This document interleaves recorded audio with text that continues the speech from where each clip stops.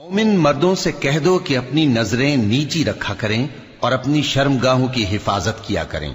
یہ ان کے لیے بڑی پاکیزگی کی بات ہے، اور جو کام یہ کرتے ہیں اللہ ان سے خبردار ہے۔ اور مومن عورتوں سے کہہ دو کہ وہ بھی اپنی نگاہیں نیچی رکھا کریں اور اپنی شرمگاہوں کی حفاظت کیا کریں، اور اپنی آرائش یعنی زیور کے مقامات کو ظاہر نہ ہونے دیا کریں مگر جو اس میں سے کھلا رہتا ہو،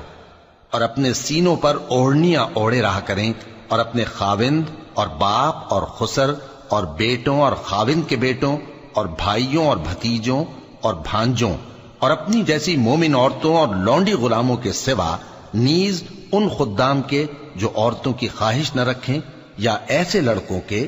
جو عورتوں کے پردے کی چیزوں سے واقف نہ ہوں، غرض ان لوگوں کے سوا کسی پر اپنی زینت اور سنگھار کے مقامات کو ظاہر نہ ہونے دیں،